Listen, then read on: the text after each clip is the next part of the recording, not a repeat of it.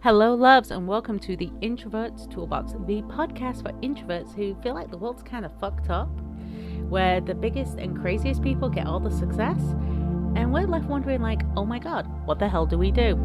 My name's Karen Hewitt, and I am your host, and we're going to go over systems, methods, and skills you can use as an introvert to be authentically you and be successful. So, subscribe and share this on your social media, and don't forget to give us 5 stars, and let's get started. Hello, my loves. You know what? One thing about being an introvert is we're often told that we need to be more extroverted in our business because, Facebook Lives, YouTube Lives, getting on stage, doing the TikTok dances, all these insane, crazy things that make us go, but makes an extrovert go, ooh, that looks fun. I wanted to talk to somebody who has not only built business, built on social media, done content creation, but guess what? They're an introvert too. So they have some great ideas on different things that we can do, different ideas we can put into place. It's all around a good human. So today I am bringing on Dawn. Hi, Dawn. How are you today? I'm great. Hi, Karen. Thanks for having me. I'm so excited to be here. I'm excited that you're here. So we were talking, you've built your business, you've worked in content creation, you've done all this, and you are an introvert. I am. You get some of these challenges that a lot of our audience has, because really, we talk to coaches, we talk to the top gurus, we go to all these webinars, all these classes, all these online courses, and every single one of them says, ways to get more sales. You've seen it, you've even seen the Facebook ads. Of course. But they all tend to be very set standards of things that you have to do, like create some content, go live, go talk to people. And it's all very, honestly, it can be overwhelming. Oh, very much so. Yes. Yes, for sure. So you've developed like social media that works. Well, it works for me.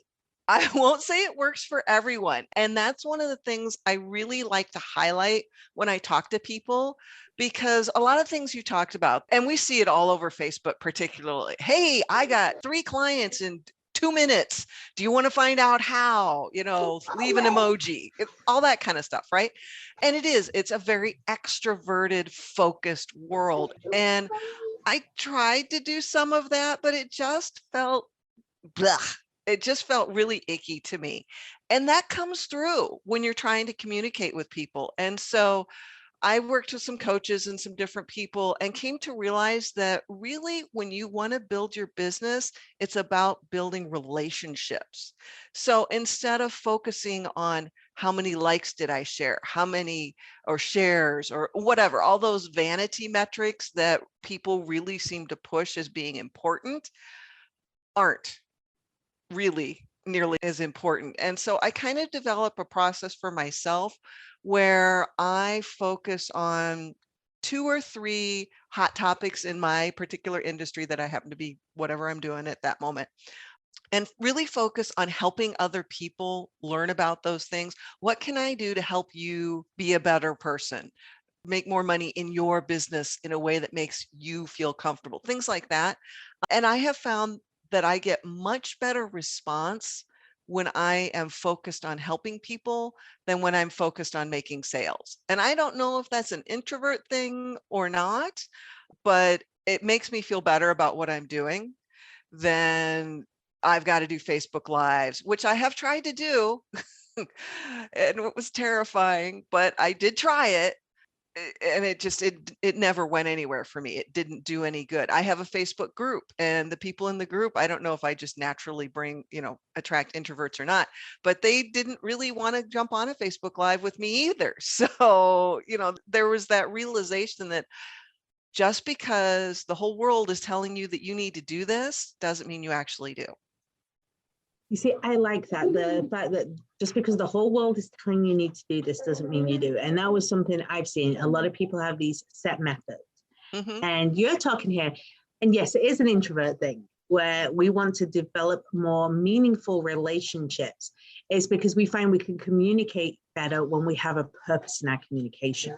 We don't like that little chit chat. We don't like, oh, how's the rain today? That drives us crazy. Right. So you created a group, and that group is your main way of doing it. Why do you find your group works best? So I really like the ability within my own group to create the culture that I want in my group, as opposed to just jumping into somebody else's group. And maybe they're all about promoting businesses, and that's great. But what I have seen in those kinds of groups is you just get a whole bunch of posts that are basically, look at me, look at me, look at me. And that's it. And that doesn't really do much for me personally, and I don't know that it really grows their business either. So I wanted to create a group where, and mine, it's primarily women coaches and consultants. So I focus on women who have services as opposed to like beauty products or things like that, because I've done a lot of service businesses in the past. And so I feel competent when someone asks a question that I will have an actual opinion that's worth sharing, as opposed to just, hey, thanks for sharing. That's a great idea, whatever, all that, like you said, that kind of small talk stuff that just doesn't really feed my soul. It's just something that people do. So what I've done in my group is, yes, we allow a little bit of promotion because it is for coaches and consultants. We want to get our business stuff out there, but it's a very limited. And I tend to focus again on 3 or 4 topics that I just see coming up over and over and over again, and encouraging people to ask questions and to support each other. Because I see a lot of groups where somebody will say something and somebody else will jump on and they just get shredded. And that's not appropriate. That is not the original intent for social media. And I really wanted to get back to, let's help each other. Let's lift each other up. Let's make the world a better place. And that's kind of where my group culture focuses. So yes, I mean, I use it to sell my books, and oh, by the way, I've got a Facebook class coming up, that kind of thing. I do that, but it's far more limited than what I've seen in other groups. So I like that control, that I can control what happens in that group. And if somebody posts something inappropriate, I can take it out, or that I don't like, I can take it out. And I have done that, and I have blocked people, and I have kept my group to a manageable size as well, so that I can be the person that goes in and responds to all of the posts that are there, or asks questions, or whatever it may be. I really like that control that I have. So it's about creating a culture, a community, and having that meaningful interaction in the group. Now, we've talked a little bit about social media. So on your podcast sheets, now, if you don't know, dear listeners, what the podcast sheets are, these are like a snapshot of what people are able to talk about, and it gives us a great insight into the many skills. One of them was places that you can go that are not social media, and that caught my eye. Right? Because in this world, it's all like social media, social media, social media, social media. Mm-hmm. And don't get me wrong, social media is a fantastic place, especially for introverts, because we get to hang out behind our phone and develop the conversations that we want. But I was intrigued. What are these places that we can go to that are not social media? What's that about? Well, one of them is podcasting. So if you can get on other people's podcasts, it's a great way to market to people who may never have heard from you before. And I have to say, as an introvert, I love podcasting. I love being a guest, because it's not like you're on a stage in a room full of people.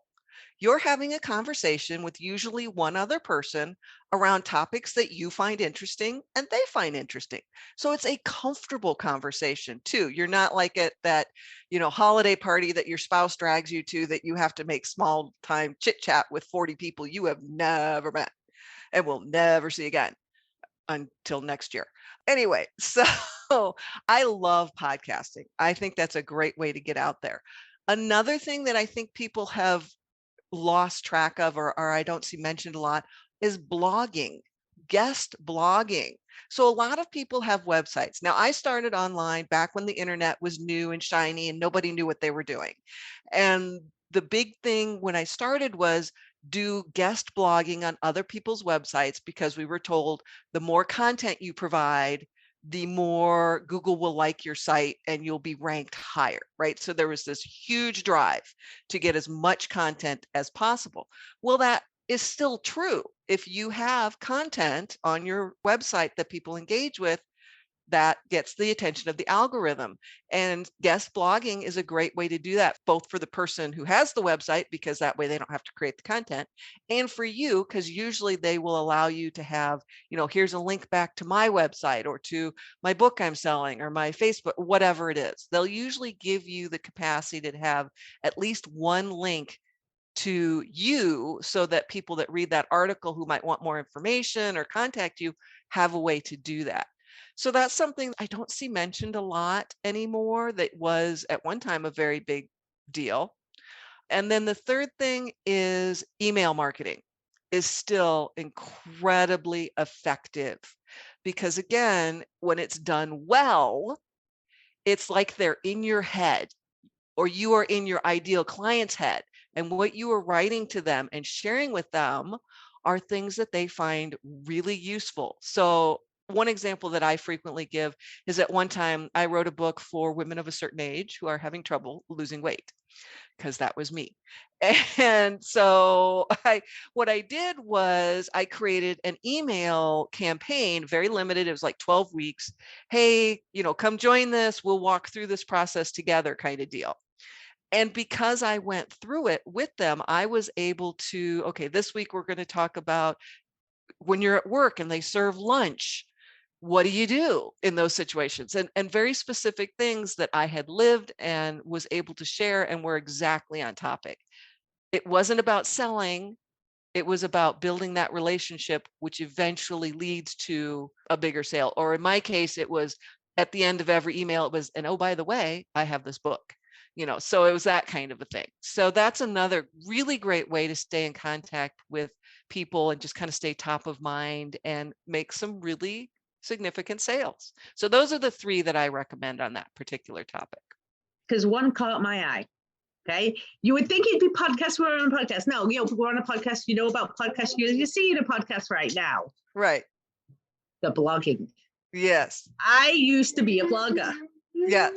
And I came away from it because no, you must be a micro blogger on social media, not an actual blogger. So this has really caught my attention right now. Mm-hmm. Mm-hmm. So you're talking about creating content further. Do you have your own? But what I have found is that I don't, this sounds really bad, but I'm going to say it anyway. I don't care where my site ranks, and it's not going to rank in the top 3. My personality is such that I tend to get very bored with a particular topic. And so for a while I was doing, let's be a working mom and how to lose weight, right? Got bored with that. Moved on to, I have a child who is autistic, who is getting ready to graduate from high school. How do we get them into a college? So I had a whole thing around that for a while. And then more recently, I'm helping entrepreneurs, specifically online women entrepreneurs. So that'll last for a while. And then I'll move on to the next topic. So creating a new website every time for each new topic and getting it to rank seemed way more work than it was worth.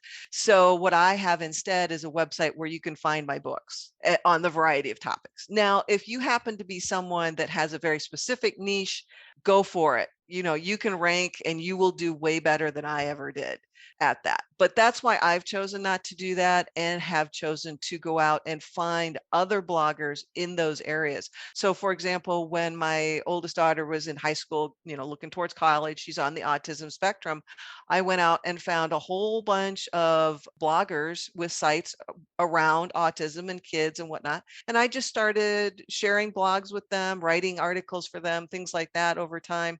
And it drove people to my website. And it really worked. And then when I was done with that, I moved on to the next thing. So it really does still work, particularly if you're not someone who really understands the whole SEO and ranking and things like that, which could be a whole class and book in and of itself, which there are thousands of them out there because I've read a lot of them and still don't know what I'm doing.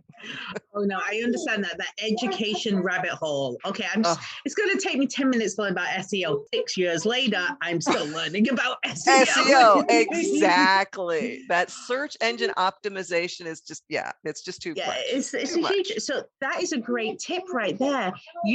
Honestly, if you have a business, you can specialize yourself in that business and put all your content on that specialty on your website. people want to know who you are, and why not do it in a way that you're comfortable with? Exactly. And something you feel, and go and do that. I mean, myself, my youngest son, you can probably hear, I have 5 kids. My kids are all in the bag. My kids are all in the background, and my youngest is a 4-year-old, and we're currently in the process of looking at whether or not he has autism. Okay. He's in that diagnosis stage Okay. where we're trying to figure things. Is it this? Is it that? Is it this? Right. And honestly, I wouldn't ever share that on my business stuff, because that has nothing to do with what I do as business. Exactly. On my personal page, everyone knows. It's like, oh my gosh, did this, did that. But the idea of going like, oh, okay, so now I can write articles for these other blogs on this, give them the value. Because that's what's important to them. They have an audience that is looking for that value. Exactly.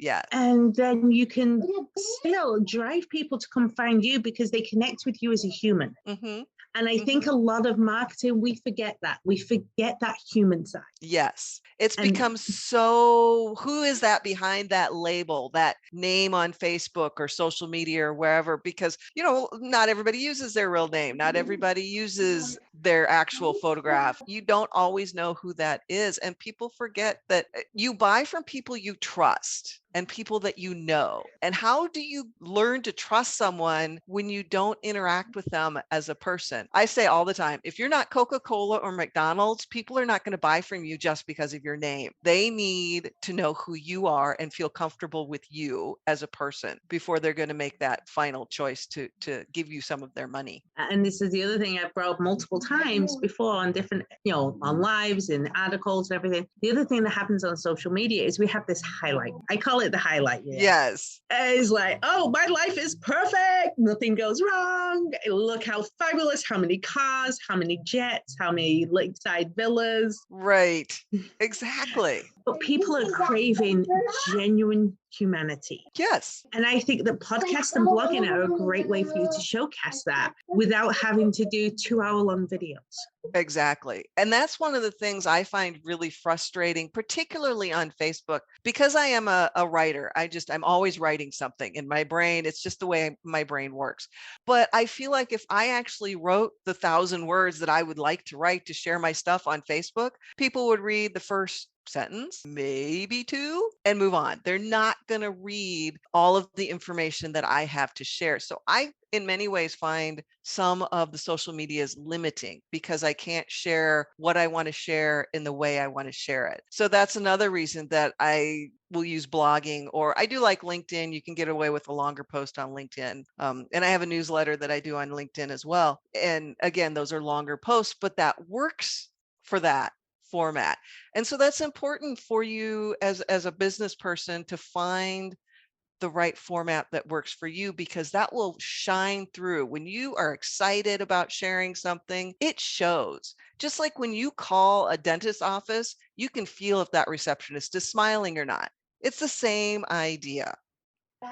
Absolutely. And I love this. I love the whole idea that you're encouraging people to create content in the way. If you want to do 3-sentence content, go for it. Yeah. Have fun on social media. But if you feel like you need more to express yourself, LinkedIn is if you don't want to create a website, like you said, LinkedIn, great place to go ahead and start building that content. Yeah, it is. Because you have the opportunity. So what I'm hearing from you today is marketing as an introvert. It is not a 1, 2, 3 formula. No. It is not you must be at this location or this location. It's like it's about a year ago. You must be on TikTok if you need to be successful. It's like, it's go where you're comfortable. Yes. Put your effort in a method that feels good to you. Because when you're feeling good and you're expressing your message, people will see it and feel that you are feeling good. Yes, and for sure. That will help you far more than trying to be on every single platform where you don't feel comfortable. You're like, crap, I have to post again. Exactly. I am a big believer in limiting and keeping it under control. I mean, even though I'm on Facebook, I'm only in, I think right now, I'm up to 5 groups. And that is unheard of for a lot of entrepreneurs, because the current theme is be in as many groups as you possibly can, because then more people will see your stuff. Well, that's not true. Quite frankly, it just doesn't work that way. The algorithm will, which is that little piece of software who decides who sees your stuff and whose stuff you see, will connect you with people that you interact with. So it doesn't matter how many groups you're in. If you're not in that group interacting with those people, they're not going to see your stuff. So keeping it down to a smaller, like 3 to 5 groups that you can go into once or twice a week if you're comfortable, more if, whatever works for you, and actually interact with the people, that's going to do you a lot more good than being in 100 groups that you look at once a month.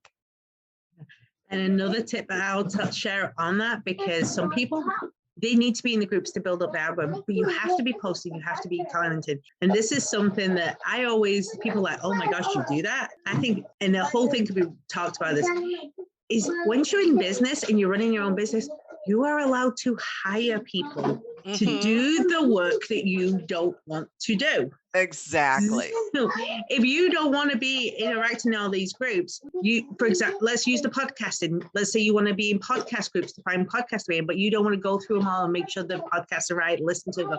Do I like this one? Do I not like this one? Hire someone to do it for you. Yes. Yes.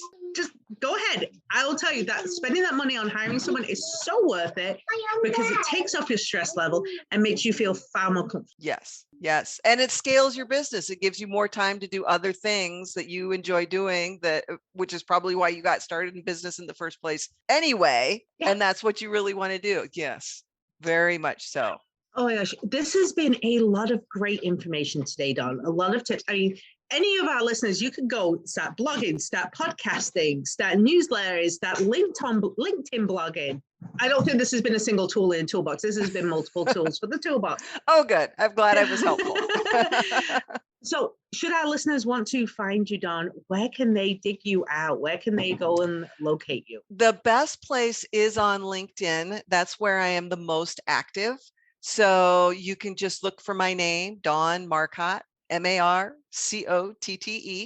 and find me and hit me up with a connection request. And you can even mention, Blossom to Success in that. So, so I know why you're sending me a request. Although on LinkedIn, by and large, I do accept most people. On Facebook, I do not. If you are not a female, and sometimes even if you are, on Facebook, I'm far more particular about who I connect with, because that platform doesn't allow you to tell me who you are and why I should know you.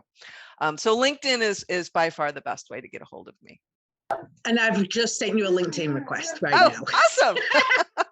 See, it was that easy. It was that quick and easy. We're going to put all the links to everything for Dawn in the show notes. I just said we got a lot of tools from this, but the whole idea of this podcast, listeners, is I want to know what tools you got. What aha moment? What thing made you go, oh, I am going to try that. I am going to do that. Like, oh my gosh, this is such a good idea. Put that in the comments, in whether you're watching it listen to it on the podcast, you're watching it on the social media, because the more we know that we're serving you, the more ideas we can come up with to give you tools for your toolbox. So thank you so much, Dawn, for being with us. I've really appreciated you this week. Thanks, Karen. This is fantastic. I really had a lot of fun. Thanks. Thank you. And ta-ra for now. And thank you for listening to another episode of the Introvert's Toolbox. Don't forget to like and subscribe. And you know what? I want to know, what is one thing you learned today? Is there something that you're going to take and use in your life or your business? Let me know below.